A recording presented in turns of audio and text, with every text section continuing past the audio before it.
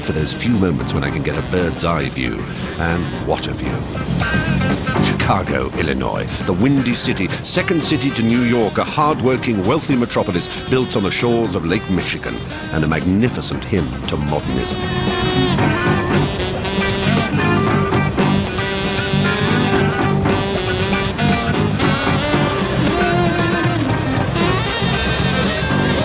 Chicago is also home to its very own style of the blues. Yes, I don't drink because I like it, no. And Buddy Guy is their god. I'm just trying to ease my worry. From Jimi Hendrix to the Stones to Eric Clapton, they've all worshipped at the frets of his guitar. If you see me get kind of drunk, please don't pay me no mind.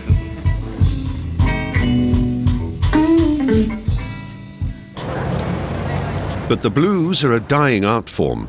Buddy Guy takes me down memory lane to the once thriving working-class south side of the city. This is the place, the most famous blues club on the south side of Chicago.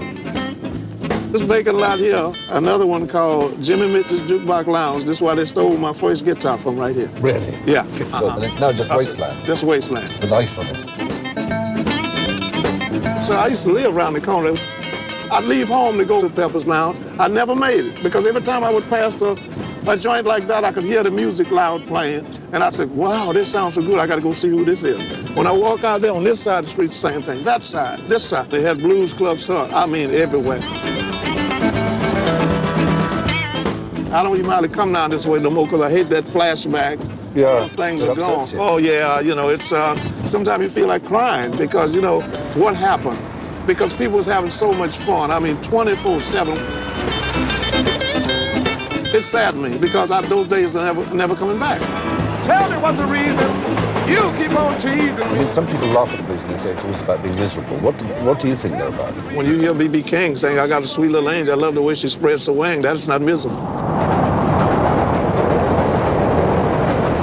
Entertainment has always been a big part of this city, and while the blues clubs may have passed away, one institution that has gone from strength to strength is comedy theatre Second City. Comedy improvisation could be said to have come of age at this institution. For half a century, some of the greatest and most famous comedians in the world have started their careers here. Your girlfriend's in there right now. Oh, great. I haven't seen her in a while. Whoa. How can I tell this? She's, lost her clothes. Whoa. Yeah. Maybe she went out here for 5 minutes. Whoa. All right, 2 minutes. Oh dear, what I was most dreading, my turn. Would it be offended if I said that you seem to me to be in every way the visible personification of absolute perfection? That makes my boy and girl parts go a little sweater. You are radiantly lovely, you do know that. What is the sexiest word that comes to your brain right now when you look into my eyes? Strabismus. The Wiener Circle is an institution among Chicago's acting fraternity, and having recovered from the trauma of last night, I'm to be initiated. Yeah, I'll have a big wiener. Yes. What I said. 2 big wieners.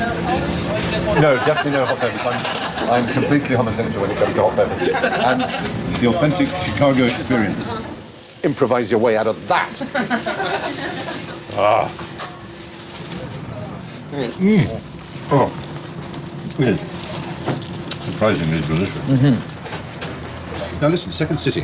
It was the end of the rainbow for you if you had comedy ambition. The first time I saw a show, I was just like, I want to be on the stage so bad. Really? Yeah. You get hired and you go inside and they show you there's a tape closet with the tapes of all the shows that they've ever done and the scripts from all those shows. And they open it up and you look at the cast list and it's like, you're looking to be Bill Murray, Dan Aykroyd, Gilda Radner in one show, Dan Castellaneta used to work here, the Homer Simpson. Homer Simpson, yeah. The legendary Homer Simpson. If, from the vantage point of my elderly position of a 50-year-old, I can offer any advice, it is that it is never too late. That the idea that the door closes and, oh gosh, I'm already 30, nothing's happened. Right. Complete nonsense. Actually, it's almost the reverse is true. That.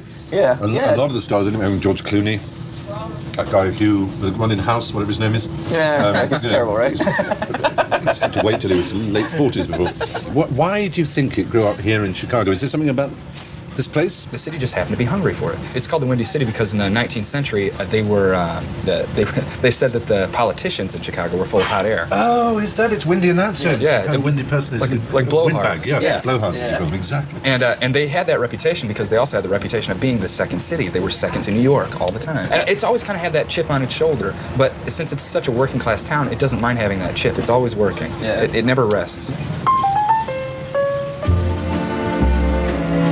There's yet another sector of the entertainment industry in Chicago, but in a different, how shall I put it, mold.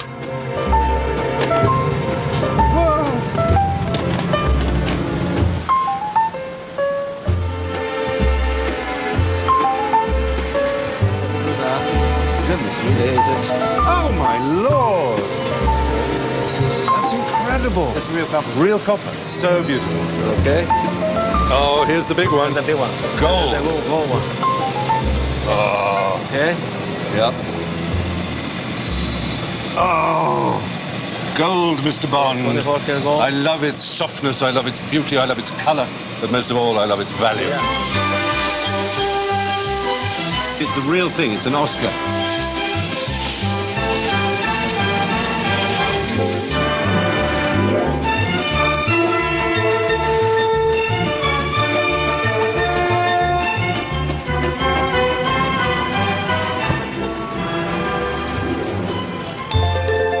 Well, I never did get my Oscar, but I got this instead, one of the greatest sights on the planet. The Sears Tower, for a long time, could proudly call itself the tallest building in the world, but the economic shifts of the last decades have moved that dubious accolade to the Far East. But who's counting when you have this?